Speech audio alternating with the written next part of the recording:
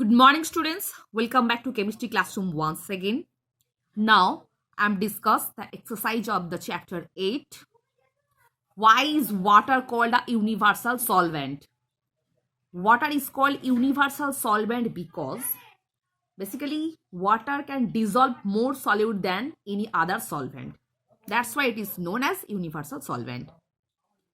What are the following called? A homogeneous mixture of one or more solutes with a solvent, that is known as solution. A solution that can dissolve more solute at a given temperature, that is unsaturated solution. A solution that contains the maximum amount of the solute it can dissolve at a given temperature, that is saturated solution. Next, what is suspension? Suspension is a heterogeneous mixture of one or more dispersed phases in a dispersion medium. Example, muddy water. Next, what do you mean by colloid?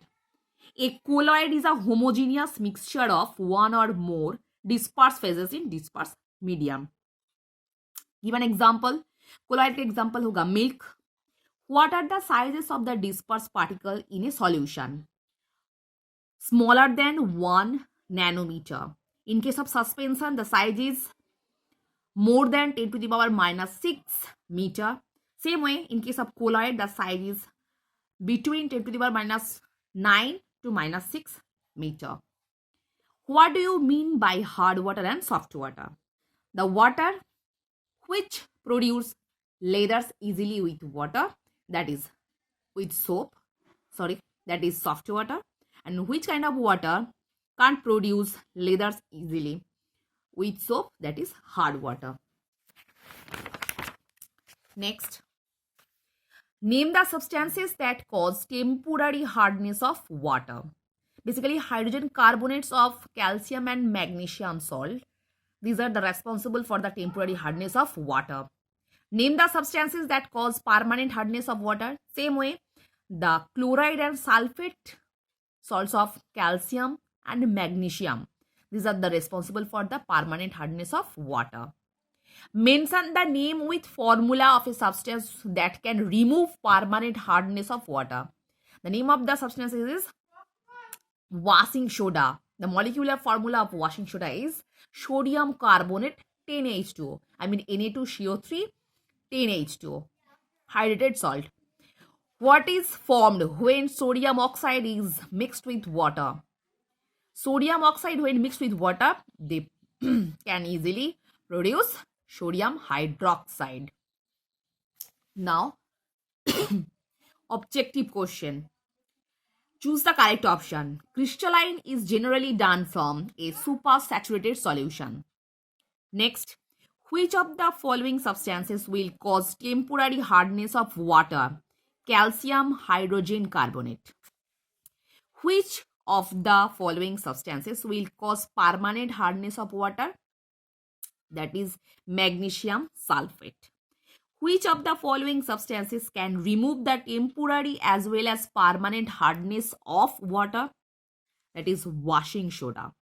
Which of the following is hygroscopic substance? Silica gel. Next, fill in the blanks. A solution that can dissolve more solute is unsaturated solution. Water is a polar solvent. That's why it can easily dissolve many solute in it. Muddy water is a suspension. The white anhydrous salt that becomes green upon addition to water is ferrous sulfate. Dash hardness of water can be removed by boiling. Temporary hardness. Now, true false. The polarity of water enhances its solvent property. Answer will be true. Anhydrous copper sulfate is crystalline but its pentahydrate is not. False. Hard water is suitable for washing clothes. False. The solution left after the reaction of sodium with water is alkaline. True. Because it produces sodium hydroxide. Hydroxide means alkaline in nature. Magnesium burned in steam with an orange flame. True. So student, in the next class, I will start the next chapter. But I want to say one thing once again. The chapter 8 will come in annual exam. So that's why please you follow the class and learn the chapters carefully. So for today, up to this portion.